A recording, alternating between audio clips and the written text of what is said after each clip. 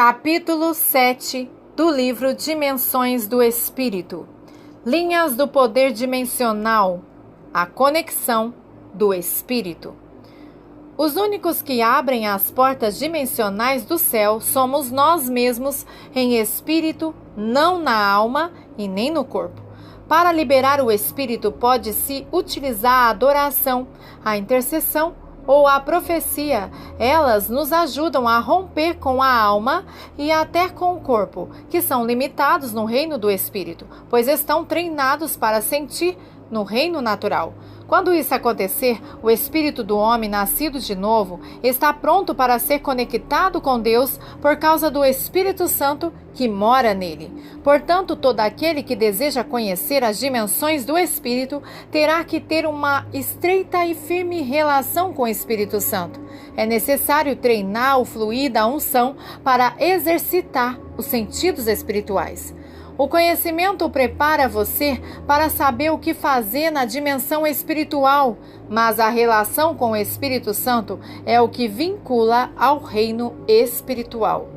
Homens como Elias, Daniel, Ezequiel e o apóstolo João tiveram tanta intimidade com o Espírito Santo que ficaram conectados com o mundo espiritual. Subtítulo: O princípio da porta.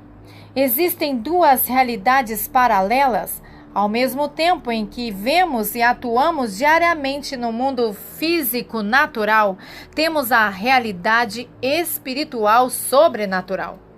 Por exemplo, se você ofende uma pessoa, então você atuou no físico, mas no espiritual você deixa uma marca de pecado.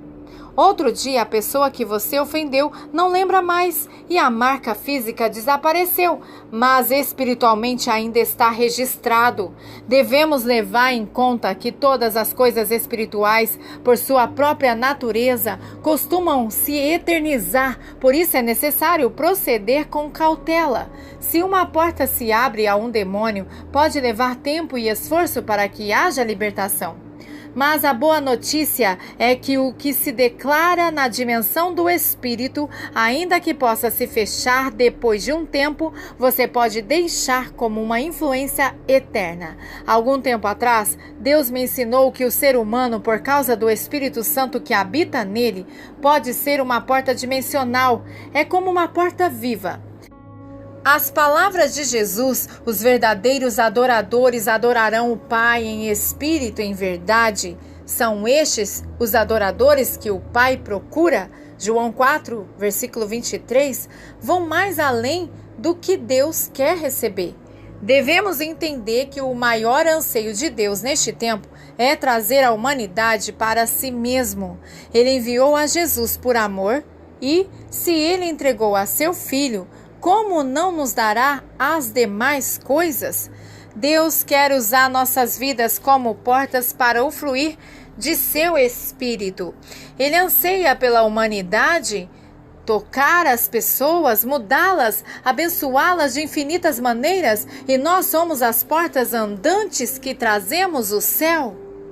Jesus disse que era a porta e nós, pelo Espírito Santo, também fomos gerados por Deus. Isto é, alcançamos seus atributos por sermos feitos filhos de Deus. Jesus é a maior porta e é a única salvação de acesso ao céu de vida eterna. Mas Ele compartilha a sua glória conosco, permitindo que nós sejamos o acesso do céu à terra, para que os benefícios do céu venham à humanidade. Somos portas de saúde, de libertação para as pessoas, e Ele autorizou que nós, representando-o em seu nome, tragamos ao mundo virtudes. Quando Jacó sonhou com os anjos, eles subiam e desciam em uma escada até o céu. Obviamente, estavam indo até a presença do Senhor Jesus Cristo. Em seu ministério terreno, Jesus disse que, dali em diante, veriam os anjos que sobem com o Filho do Homem. Ou seja, neste tempo, a porta não era para a subida ao céu, e sim descida de lá sobre Jesus. E por último, João vê uma porta no céu e, ao passar por ela, chega aos pés do trono de Jesus. O que isso significa? que Jesus, como Deus, é a porta pela qual acessamos ao céu, mas, ao mesmo tempo, como ministério por meio de nós, traz as virtudes do céu. Portanto, nós podemos, por meio de Jesus, ser portas de bênçãos à humanidade. Desde que aprendi isto, deixei de ministrar como pessoas para fluir como uma porta. Aleluia!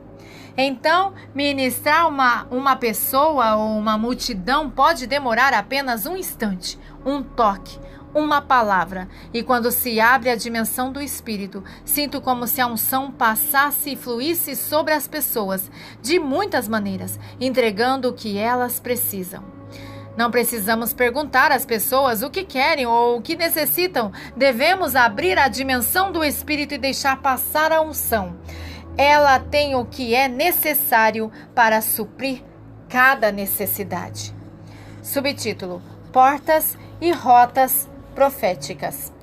São muitos caminhos dimensionais, trataremos de classificar os mais importantes. Subtítulo: Portas ao paraíso. Cada vez que um cristão salvo morre, este é trasladado ao paraíso do céu. Essa viagem não dura anos, mas sim a pessoa viaja e chega quase no mesmo instante. Como isso é possível? Através de uma porta dimensional. Os anjos tomam a alma redimida e a trasladam ao paraíso. Então, temos portas que estão continuamente abertas até o paraíso celestial, cuidada por anjos que só permitem o acesso a anjos e redimidos. Vemos na palavra que Lázaro morreu e um anjo levou ao paraíso. Veio a morrer o mendigo e foi levado pelos anjos para o seio de Abraão. Morreu também o rico e foi sepultado. Lucas 16, 22. O apóstolo Paulo foi levado ao céu, provavelmente conduzido por uma porta dimensional. Conheço um homem em Cristo que há 14 anos, se no corpo eu não sei, se fora do corpo, não sei, Deus o sabe. Foi arrebatado até o terceiro céu. Sim, conheço tal homem. Se no corpo, se fora do corpo, não sei, Deus o sabe. Que foi arrebatado ao paraíso. 2 Coríntios capítulo 12, versículos 2 ao 4. Essa porta dimensional leva na atualidade ao paraíso celestial que anteriormente estava na terra. É importante saber que no paraíso está a alma dos redimidos de todas as épocas. Eles vivem ali e não especificamente em um lugar chamado céu. A expressão céu se refere ao vasto lugar de morada de Deus, que é constituído de 3 lugares principais: o paraíso, lugar de morada dos redimidos, a Nova Jerusalém, que é o céu onde iremos viver depois do juízo final, e a morada de Deus, que também podemos chamar de Santo Monte. Nos 3 lugares, a presença de Deus se manifesta. Subtítulo: Portas ao céu. João, sem dúvida, entrou por uma das portas dimensionais que o levou ao céu. Apocalipse 4, versículo 1. Notemos que, assim que ele ouviu a voz, ele viu a porta e instantaneamente ele estava no céu. E começa então a relatar tudo o que vê, ouve e toca na sala do trono. Ele viu a adoração contínua que estavam fazendo a Jesus Cristo em seu tempo presente e ainda hoje eles continuam adorando o Senhor da mesma maneira. Nessa dimensão, ele pôde ver a Nova Jerusalém e muitos dos lugares que na atualidade estão preparados para os justos de todas as épocas. Esse lugar não está habitado ainda pelos redimidos, mas só pelos anjos que esperam pelo juízo final, para que todos os redimidos ou os remidos de todas as épocas possam entrar neste período. Parece que na Nova Jerusalém o tempo não existirá mais e tudo que estava sujeito ao tempo desaparecerá, já que se diz que será pelos séculos dos séculos. Subtítulo: Portas ao Hades. Esta é a porta dimensional que leva ao centro da terra, especificamente às salas da morte, onde estão os pecadores mortos de todos os tempos. Esse lugar está sob o domínio contínuo da morte e cada vez que morre um pecador, ele é transladado por estas portas.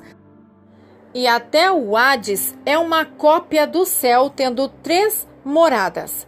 O inferno tem o Hades, o lugar dos mortos, pecadores, onde são atormentados pelos seus pecados. O inferno propriamente dito, onde habitam Satanás e seus demônios, preparando ataques. E o abismo, lugar de encarceramento de muitos demônios que aguardam o juízo. Subtítulo: Portas ao paraíso terreno. Essas portas conduzem ao antigo lugar onde esteve localizado o paraíso no centro da terra. Parece que, inclusive, há uma porta dimensional desde o Hades, pela qual se pode ver o paraíso, pois no testemunho do rico e Lázaro, Lucas 16, 23, ele pôde ver a Abraão no paraíso terreno. Essa porta tem um sentido de testemunho para aqueles que se perdem, para que desse lugar possam ver e saber que Deus realmente tinha um lugar de justiça para os que o amam. Subtítulo: Portas ao inferno. Essas portas são permanentemente usadas pelos demônios a fim de subir à terra e realizar suas feitorias ou, ao mesmo tempo, descer às profundezas de acordo com sua missão. Por essas portas transitam espíritos que Satanás envia para a terra com estratégias para atacar a igreja de Jesus Cristo e para manter o sistema mundo aprisionando almas, além de realizar conexões com os servidores de Satanás no planeta. À medida que se avança em direção ao final dos tempos, aumenta o número de humanos que usam essas portas para se trasladar ao inferno e receber dotes do diabo. É impressionante os relatos de bruxos satanistas e magos que desafiam as leis da natureza. Estes descem até o inferno para receber projetos ou maquinações do diabo para enganar o mundo. Subtítulo: Portas no mundo geográfico. Essas portas são aquelas que atuam nos distintos continentes e, como avenidas, se comunicam entre si para que todos os lugares estejam conectados e os demônios possam se locomover de maneira a atacar estrategicamente as cidades e, ao mesmo tempo, defender suas posições territoriais. Por essas portas, Satanás e os espíritos sobem e descem à terra. Muitos destes lugares são aproveitados pelos seguidores das trevas que sabem discernir estes lugares e a energia deles. Essas portas, desde antigamente, têm sido lugares de cultos e sacrifícios. A lista é grande e poderíamos incluir nelas muitos dos monumentos da antiguidade, igrejas antigas, ruínas, castelos, etc., os quais são inúmeras nas cidades. Subtítulo: Portas no tempo. Para a visão profética futura ou passado oculto. Essa é uma dimensão que só se abre para o reino de Deus. Assim como a onipresença, a onisciência são atributos que só Deus tem, também o poder de conhecer os tempos futuros e mudar o passado só é conferido a Jesus Cristo. Portanto, ver o futuro é um dos dons que Deus entregou somente à igreja, e isso é totalmente diferente dos pessimistas ou das visões demoníacas que tentam definir um futuro enganoso. Deus é o único que conhece com detalhes o futuro. Há uma diferença entre o ministério de Isaías, o de Daniel e do apóstolo João. Isaías profetizou em uma dimensão, a da revelação ou inspiração. Ele pôde falar sobre o nascimento do Messias e o que ocorreria a muitas nações e reis. Daniel avançou mais longe, foi um vidente das coisas que haveriam de ocorrer, já que ele viu o passo do tempo futuro e os impérios que viriam em muitos anos. João foi o que mais avançou e entrou na dimensão do tempo, conseguindo se locomover pela profecia até alcançar níveis de revelações e experiências sólidos. Foi um profeta evidente do futuro que nunca será superado, pois profetiza o que será a eternidade do céu. Foi eleito de Jesus Cristo para abrir a revelação dos tempos. Daniel foi um dos profetas que cruzou a dimensão tempo ao fim das eras e viu como Deus entregava o domínio absoluto a Jesus Cristo. A expressão estive até marca um deslocamento na linha do tempo, isto é, não foi instantâneo. Eu continuei olhando até que foram postos uns tronos e um ancião de dias se assentou. O seu vestido era branco como a neve e o cabelo da sua cabeça como a lã puríssima. O seu trono era de chamas de fogo e as rodas dele eram fogo ardente. Um rio de fogo manava e saía de diante dele. Milhares de milhares o serviam e miríades de miríades assistiam diante dele. Assentou-se para o juízo e os livros foram abertos. Então estive olhando por causa da voz das grandes palavras que o chifre proferia. Estive olhando até que o animal foi morto e o seu corpo destruído, pois ele foi entregue para ser queimado pelo fogo.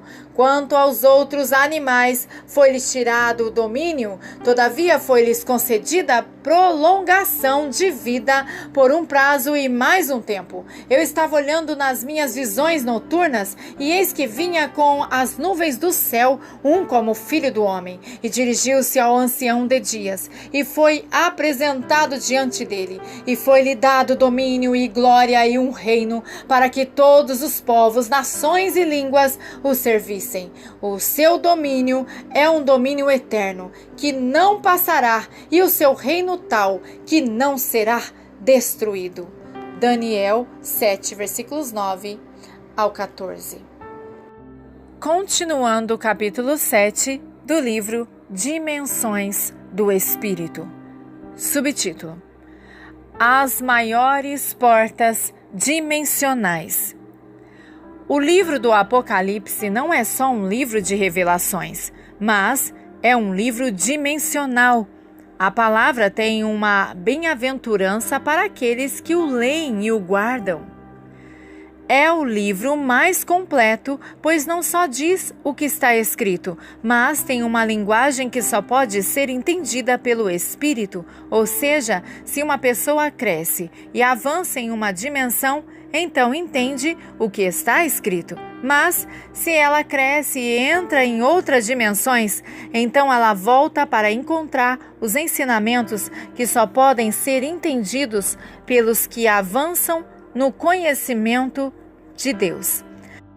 Ali, tudo é relato, visão, revelação e experiência dimensional que não pode se encaixar na mente humana. Há anjos por todas as partes. A frase vi, olhei e ouvi estão em todos os lugares. É uma linguagem do Espírito falando ao Espírito. Ali estão escritos os maiores portais dimensionais. Falamos neste livro de pelo menos 7 tipos de portas dimensionais, mas a maior dimensão será aberta na grande tribulação, quando desde o inferno se dará lugar a demônios e quase todos sairão de suas guaridas para invadir a terra e atormentar a humanidade. Ainda tendo um paralelo no natural, não podemos ignorar que do abismo sai um exército de milhões de demônios. Apocalipse 9. Em contrapartida, a maior intervenção em público será quando se abrir a dimensão do céu, de par a par, pela chegada de milhares de anjos a ceifar a terra e separar o joio do trigo. Apocalipse 14, versículos 14 ao 20 e Apocalipse 19, versículos 11 ao 14. O Apocalipse é um livro que abre as maiores portas dimensionais. Subtítulo: O fim das dimensões. Todas as dimensões terminam quando se alcança a maior de todas as dimensões, aquela em que tiveram origem todas as coisas e na qual haverão de permanecer a eternidade. É aqui que Jesus, o único que é o princípio e o fim de todas as coisas, poderão julgar todas as dimensões e fechar a dimensão do inferno em todas as etapas, no juízo final. Fecha a dimensão da terra em todas as suas formas, fazendo um novo céu e uma nova terra. Fecha as dimensões de revelações, viagens dimensionais e outras, pois nos introduzirá na eternidade. É o fim de todas as dimensões. Será a abertura da maior de todas as dimensões e a mais pura de todas, aquela que não tem limites nem barreiras, mas, na eternidade, todos receberemos as mesmas habilidades, não recompensas, como o conhecimento de Deus, a imortalidade, a vida eterna e todos os atributos de revelações do céu. A contínua permanência na presença de Deus com total ausência da escuridão. Aleluia! Esse era o plano de Deus para a humanidade e Adão esteve em uma antecipação dessa dimensão, mas, ao invés de avançar, se distanciou da dimensão do Espírito. Subtítulo: Linhas do Poder. Vimos que nossa cidade tem diferentes poderes que são distribuídos nos distintos bairros para uma maior organização de suas forças. Esses geralmente se encontram em lugares que têm uma história influente na cidade ou que têm uma grande relevância dentro do que é a sociedade atual. Esses poderes estabelecem seu lugar sobre igrejas, seitas, discotecas, ídolos públicos, casas de governo, lugares de importância histórica. Exemplo, lugares de batalhas, de catástrofes ou outros similares.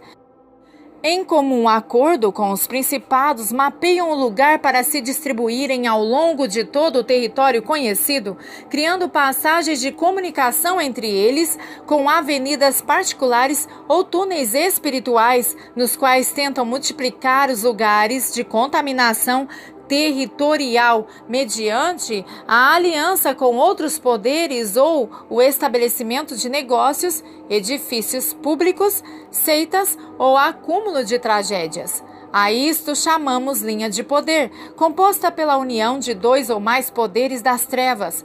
Essa união é como tentáculos que se unem entre si e devastam toda uma área, criando esterilidade espiritual e multiplicação de pecados.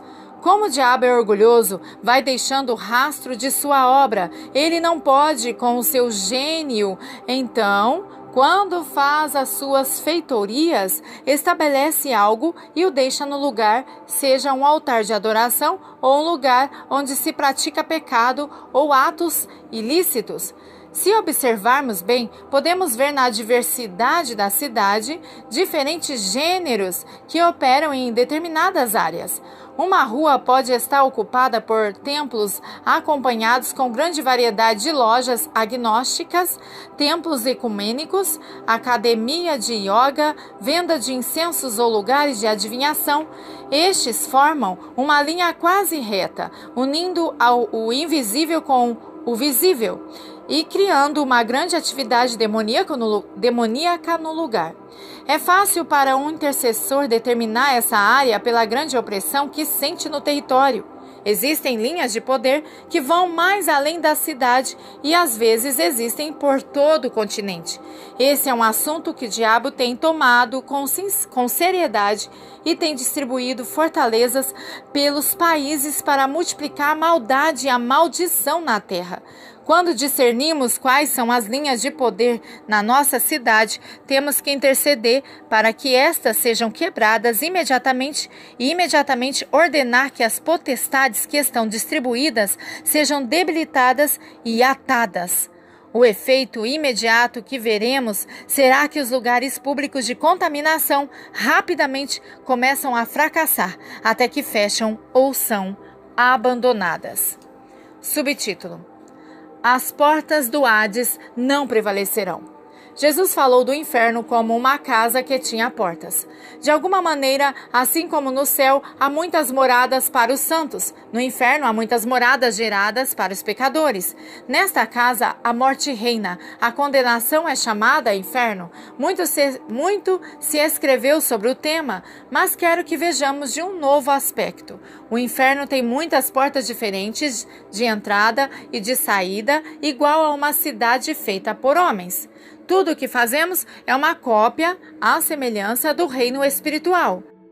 Da mesma forma que nossas cidades estão cheias de edifícios, pessoas, ruas, lugares de governo, lugares de restauração e reabilitação, lugares de sofrimento e de condenação, no reino espiritual, mais além do que olhos naturais podem ver, existe um governo espiritual de Deus e seus anjos e também do diabo e suas hostes do mal. Abordaremos estes últimos para ver que sua principal morada é o inferno e é de onde tem traçado caminhos que levam até suas portas e até portais invisíveis em nossas cidades. Jesus disse que ele colocaria a sua igreja sobre a rocha, isto é, sobre si mesmo, sobre a afirmação de que ele era Cristo e que as portas do inferno não prevalecerão, não poderiam tragar a sua igreja.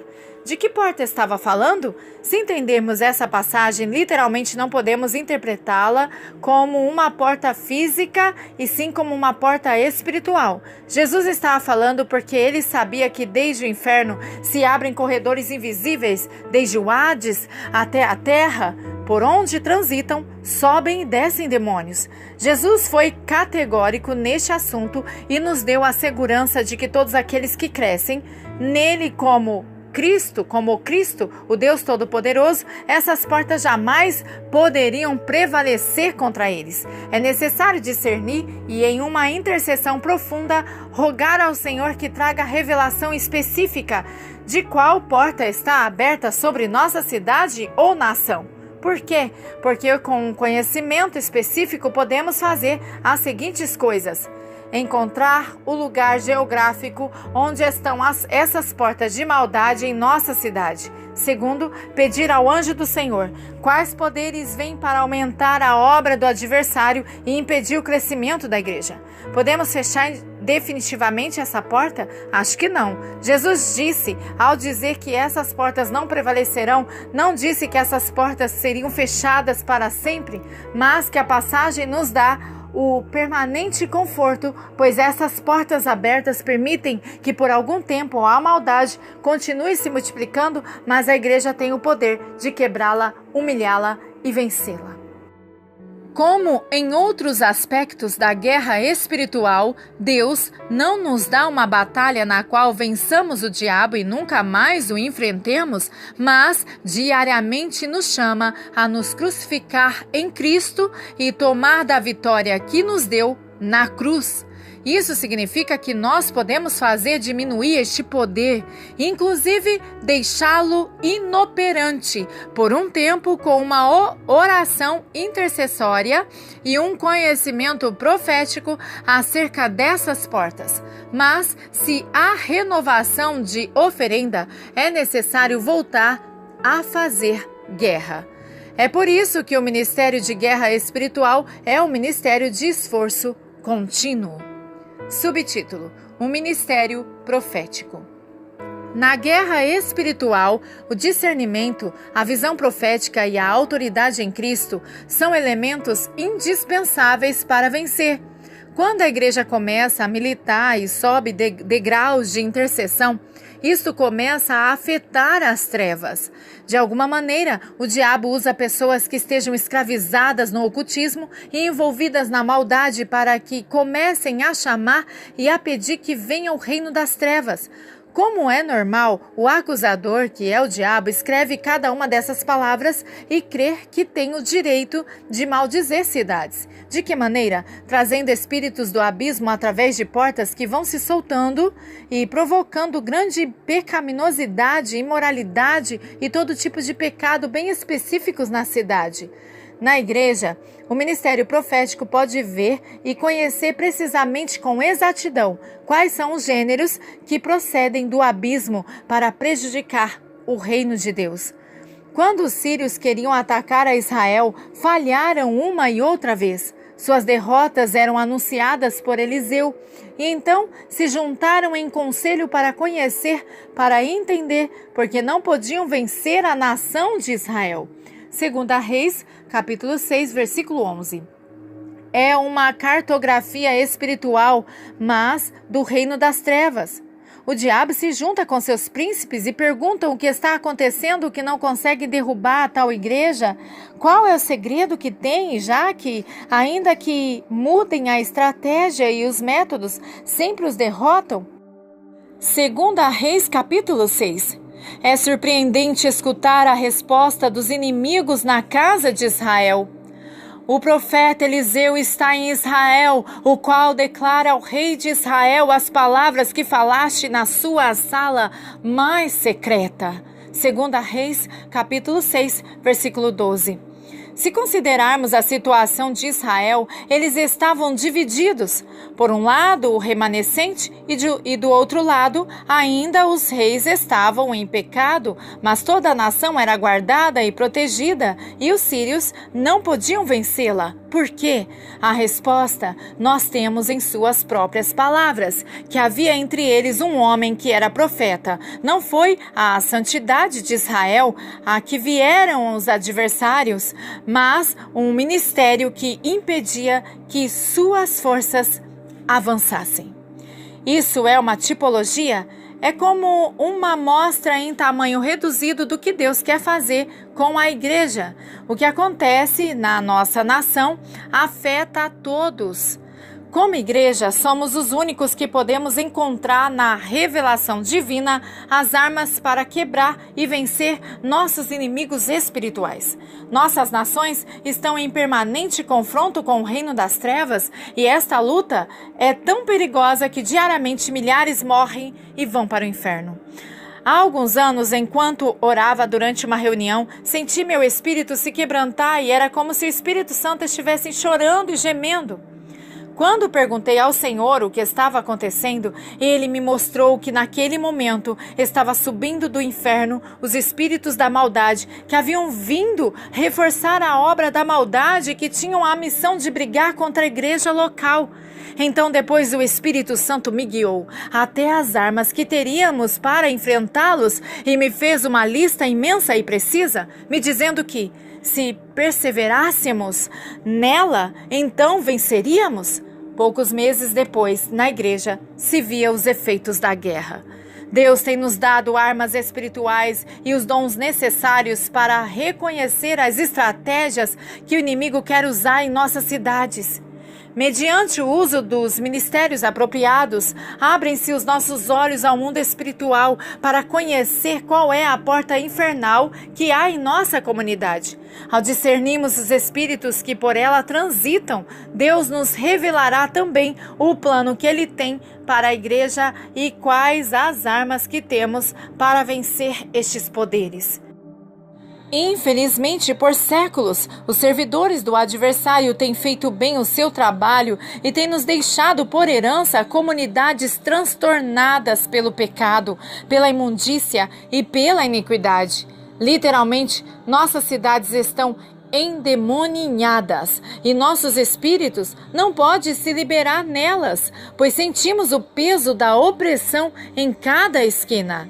Enquanto eles clamam por forças da escuridão que entram livremente pelas portas da nossa cidade, a igreja tem ignorado este fato e não tem tomado as medidas que Deus tem para ela. É comum encontrar na igreja, ou talvez você mesmo esteja se perguntando a questão: por que tem que ser assim quando na palavra não há muita referência sobre isso? Continuação do capítulo 7 do livro Dimensões do Espírito. E este é o terceiro e último áudio deste capítulo. Voltando um pouco.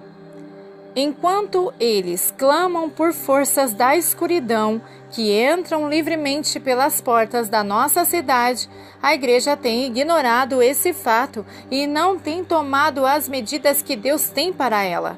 É comum encontrar na igreja, ou talvez você mesmo esteja se perguntando a questão: por que tem que ser assim quando na palavra não há muita referência sobre isso? Deus deixou na sua palavra os mandamentos que seriam a base para viver em qualquer geração, quando Paulo fala de tomarmos a armadura espiritual e não ignorarmos que nossa luta não é contra a carne e o sangue. As epístolas nos falam dos dons espirituais. Deus não está julgando nem falando que nos vistamos como soldados e nos armemos apenas para estarmos na igreja cantando de glória em glória.